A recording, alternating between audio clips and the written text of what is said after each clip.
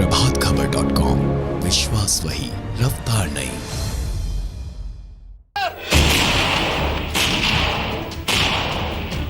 नमस्कार, आप देख रहे हैं प्रभात खबर। कारगिल विजय दिवस, भारतीय सेना के पराक्रम के 21 साल। कारगिल का युद्ध भारतीय सेना के अदम्य साहस और पराक्रम के सबसे बड़े उदाहरणों में से एक है।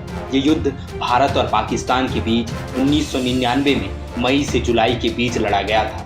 पाकिस्तानी कबायली घुसपैठियों ने जम्मू कश्मीर और लद्दाख की पहाड़ियों पर बनी हिंदुस्तान की चौकियों पर कब्जा कर लिया था। इसमें कबायली आतंकियों का साथ पाकिस्तानी सेना भी दे रही थी। हम शांति चाहते हैं, ये तो दुनिया ने देखा। अब दुनिया ये देखेगी कि हम शांति की रक्षा के लिए और अपनी शक्ति का भी प्रदर्शन कर सकते हैं। लड़ाई के परिणाम के बारे में भी मेरे मन में कोई संदेह नहीं है। हमारी विजय निश्चित है और हम विजयी होकर दिखाएंगे। 3 मई 1999 को एक गरेड़िए ने पाकिस्तानी सैनिकों को द्रास की पहाड़ियों में देखा और इस बारे में भारतीय सेना को जानकारी दी। इसके बाद भारतीय सेना ने जोरदार पलटवार किया। कारगिल युद्ध की कई ऐसी बातें हैं जिन्हें जानना आपके लिए बेहद जरूरी है। जानकारी के मुताबिक भारत की तरफ से लगभग 2 लाख सैनिकों ने कारगिल युद्ध में हिस्सा लिया था। कारगिल की जंग दुनिया की उन चुनिंदा जंग में से है जो 18,000 फीट की ऊंचाई पर लड़ी गई। हालांकि ऊंचाई का ज़्यादा फायदा पाकिस्तानी सैनिकों को था। भारतीय सेना ने नीचे घाटियों से पलटवार किया। भारत ने इस सैनिक ऑपरेशन को ऑपरेशन विजय का नाम दिया। कारगिल की जंग में भारत ने बोफोर्स तोप का इस्तेमाल किया। इसकी गोलीबारी की सहायता और कवर लेकर ही भारतीय सैनिक ऊंची पहाड़ियों तक पहुंच पाए। जंग के दौरान भारतीय सैनिक पाकिस्तानी गोलीबारी से बचने के लिए रात को चढ़ाई करते थे।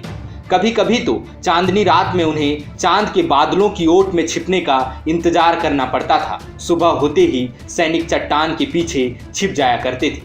कारगिल के युद्ध में भारतीय वायुसेना ने भी अहम भूमिका निभाई।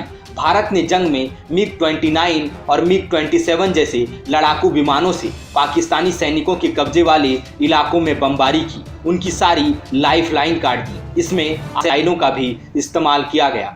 ऑपरेशन विजय मई से लेकर जुलाई तक लगभग 60 दिनों तक चला। 26 जुलाई 1999 को तत्कालीन प्रधानमंत्री अटल बिहारी वाजपेयी ने ऑपरेशन विजय के कामयाब होने की घोषणा की। पाकिस्तान मानता है कि इस युद्ध में उसके 357 सैनिक मारे गए, लेकिन अनुमानित आंकड़े के मुताबिक पाकिस्तान के 3000 से ज़्यादा सैनिक मारे गए। पाकिस्तानी अखबार उर्दू डेली में छपी एक खबर के मुताबिक कारगिल युद्ध के समय पाकिस्तान के प्रधानमंत्री रहे नवाज शरीफ ने माना कि उनके 2700 सैनिकों की जान गई।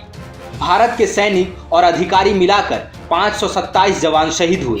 जंग में भारत के 1363 जवान घायल भी हुए। तकरीबन 2 लाख सैनिकों ने इसमें भाग लिया। इस जंग को जीतने के लिए भारत के बहुत सारे युवा लेफ्टिनेंट, मेजर और कैप्टन रैंक के अधिकारियों ने अपना बलिदान दिया। भारत ने इस जंग में captain Vikram Batra, captain Manoj Pandey, captain Anuj Nayyar और कैप्टन विजयन थापर जैसे युवा अधिकारी खोए। पाकिस्तान हमेशा इस बात से इनकार करता रहा कि कारगिल की जंग में पाकिस्तानी सैनिक शामिल थे, लेकिन जंग के बाद जब सैनिकों की तलाशी ली गई तो उनके पास से सेना के आईडी प्रूफ मिले। इससे पता चला कि अधिकांश जवान नॉर्दर्न लाइट इन्फेंट्री के थे। ये पाकिस्तान की पारामिलिट्री फोर्स थी। कहा जाता है कि घुसपैठ और जंग के पीछे पाकिस्तान के तत्कालीन सेना प्रमुख जनरल परवेज मुशर्रफ का बड़ा भारतीय इलाकों पर कब्जा करने की साजिश इन्होंने ही रची थी। कारगिल की जंग उन चुनिंदा लड़ाइयों में से है जिसकी लाइव रिपोर्टिंग हुई थी। ये पहला युद्ध था जिसमें शहीद हुए जवानों का पार्थिव शरीर उनके घर तक पहुंचाया गया।